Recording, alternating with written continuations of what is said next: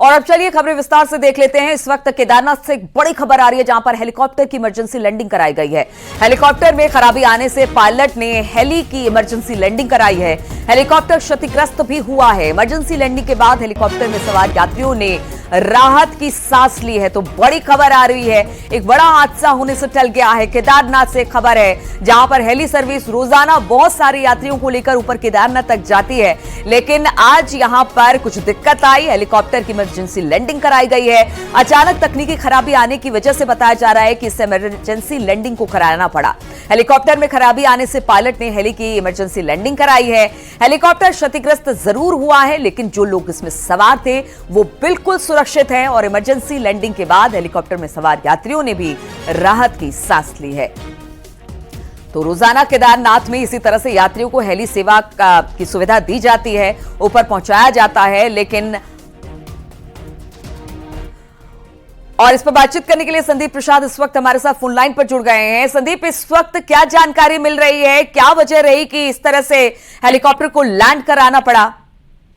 जी, आपको बता दूं कि ये लगभग 8 बजे की घटना है भी, और ये क्रिस्टल हेली वैसे नहीं, ये शेरसी से अपनी उड़ान भरता है केदारनाथ के लिए, और सुबह अचानक इसका जो रूडल होती है, एक मशीन होती है, वो बैलेंस खो देती है, और इसके बाद जो केदारनाथ धाम है उससे लगभग 100 मीटर पीछे जो हेलीपैड है केदारनाथ धाम का, उससे 100 मीटर पीछे इसको इमरजेंसी लैंडिंग करानी पड़ती है। आपको बता दूं कि वहां पर जहां पे इसने लैंडिंग की, वहां पर बिल्कुल भी एक पहाड़ी नुमा टाइप का है, और थोड़ा भी अगर वहां पर चूक होती तो जो सभी यात्री थे उसमें वो अपनी जान खो सकते थे। और मैं आपको बता दूं, कई बार पहले भी यहाँ पे बड़ी बड़ी घटनाएं हो चुकी है केदारनाथ में, लेकिन कहीं ना कहीं एक बड़ी लापरवाही यहाँ पर हेली कंपनी की देखी जाती है कि जो डेली चेकिंग होती है हेलीकॉप्टर की, वो तमाम चीजें नहीं देख पाते, क्योंकि रिस्की है वहां पर हेली में। दोनों तरफ पहाड़ है केदारनाथ में, और कई बार बड़ी बड़ी घटनाएं वहां पे हो चुकी है। लेकिन आज भी जो एक घटना होने वाली थी, बड़ी घटना, लेकिन बाल बाल सभी यात्रियों की जान बच चुकी है, और अभी वहां पे सभी यात्रियों को सुरक्षित निकाल दिया गया है। जी बिल्कुल संदीप, यानी आप बता रहे कि लापरवाही तो वहां पर बरती गई है, लेकिन इस बार अच्छी खबर यह आई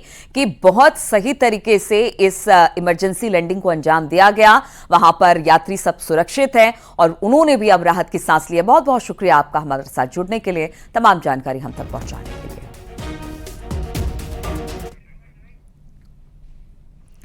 और उत्तर प्रदेश की जिन 14 सीटों की हम बात कर रहे हैं, उनमें सबसे ज्यादा चर्चित सीट आजमगढ़ की है, क्योंकि समाजवादी पार्टी इसे अपना गढ़ बताती है। तो बीजेपी ने उपचुनाव में इस सीट पर कमल खिलाकर सपा के किले को ध्वस्त कर दिया। ऐसे में एक बार फिर दिनेश लाल निरहुआ को जिताने के लिए पूरा बीजेपी का जत्था मैदान में उतर चुका है। तो वहीं अपर्णा यादव के साथ ही फिल्म स्टार भी निरहुआ के समर्थन में अब वोट मांगते नजर आ रहे हैं। जरा देखिए रिपोर्ट।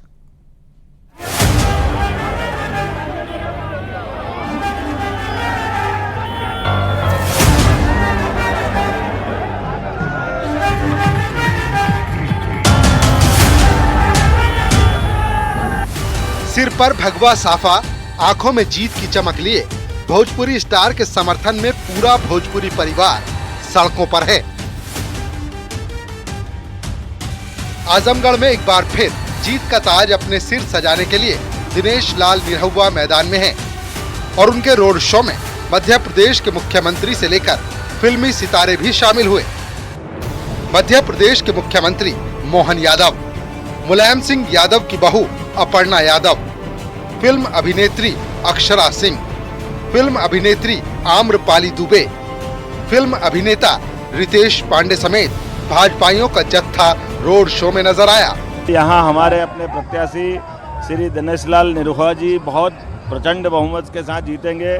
यहाँ हमारी अपनी भाजपा की नेत्री श्रीमती अपर्णा यादव जी भी यहाँ मौजूद है, मैं उनका भी स्वागत करता हूँ। और हम सब बाबा महाकाल से कामना करते हैं, माननीय मोदी जी की जिस प्रकार से चारों तरफ लहर चल रही है, हवा बह रही है, भारतीय जनता पार्टी फिर एक बार प्रचंड बहुमत से जीतेगी।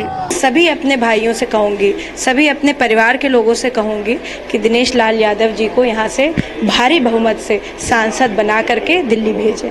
बहुत खुशी की बात है कि मैं यहाँ पे रोड शो में आई हूँ। सभी कार्यकर्ता, सभी नेतागण बीजेपी को जिताने के लिए लगे हुए हैं, और प्रधानमंत्री जी का जो नारा है सबका साथ सबका विकास, उसको बढ़ाने में लगे हुए हैं। बीजेपी प्रत्याशी निरहुआ का ये रोड शो नहीं बल्कि शक्ति प्रदर्शन है, क्योंकि जिस प्रत्याशी के खिलाफ वो मैदान में है वो कोई और नहीं बल्कि अखिलेश यादव के भाई धर्मेंद्र यादव हैं, जिसके खिलाफ खुद मुलायम सिंह की बहू अपर्णा यादव प्रचार कर रही हैं, तो दिनेश लाल निरहुआ धर्मेंद्र यादव को चुनौती दे रहे हैं।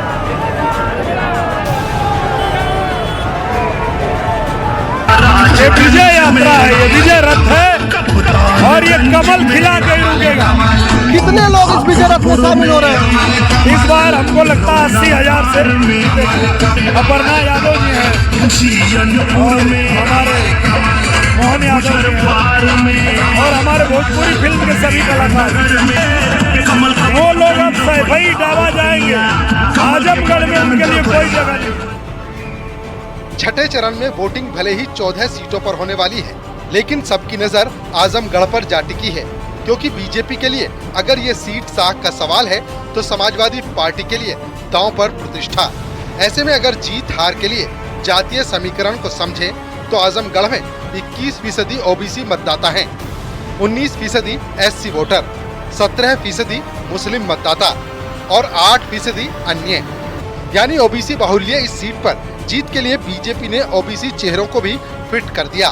तो वहीं फिल्म अभिनेत्री आम्रपाली दुबे भी निरहुआ के लिए वोट मांगती नजर आई। ये देखिए माहौल दिखाइए जरा, दिखाइए माहौल। ये है माहौल, पूरे आजमगढ़ में तय कर लिया है कि आजमगढ़ में कमल खिलेगा। हमको लगता है कि जितना पूर्वांचल में सीट्स है वो सबकी सब भाजपा को जा ही रही है। पूरे के पूरे उत्तर प्रदेश में भी 90% ऑफ सीट्स जा रही है बीजेपी। दरअसल बीजेपी की कोशिश आजमगढ़ में फिर से कमल खिलाने की है और निरहुआ के रोड शो में उमड़ी भीड़ कुछ इसी ओर इशारा कर रही है। हालांकि ये भीड़ वोट में किस हद तक तब्दील होगी, ये 4 जून को ही पता चलेगा। Bureau report, news 18।